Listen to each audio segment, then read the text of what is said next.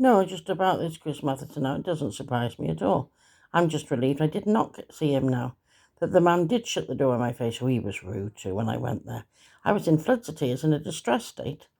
And he shut the door in my face because I'm homeless, you see. He thinks he can do what they like with homeless people. And this was a man working for him, his secretary or something. He was a very large man and he was gay. And he was very, very rude to me. Anyway, that's besides the point now because he's gone. Let's hope they get somebody better. That's all I'm saying. All he did was write a letter to say that they were giving people places below par and they were filthy, the places that they were putting people in. And after they got that complaint, they put me in the Premier Inn temporarily, and then shoved me onto the motorway, and that's where it ended, you know. But the point was, because he wanted to know where the money was going, that they were being given, because they were giving loads of money to Chester Council, because the police told me on the street they'd been given loads of money to deal with homeless issues.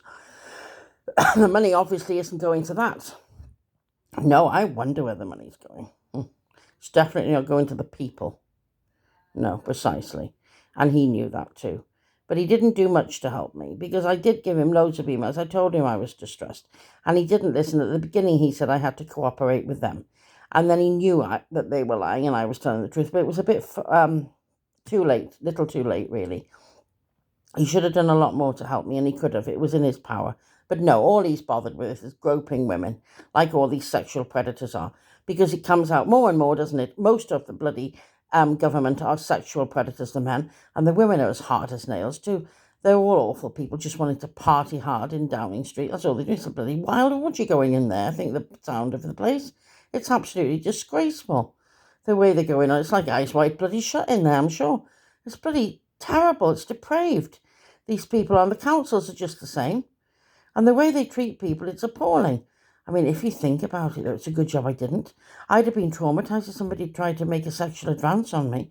I would have had him with like arthritis or no, and he had a bloody full swing of my hip, not hip, my bloody fist in his face or something. He'd have been down on the floor. Nobody would sexually assault me. I'm telling you, without a good fight.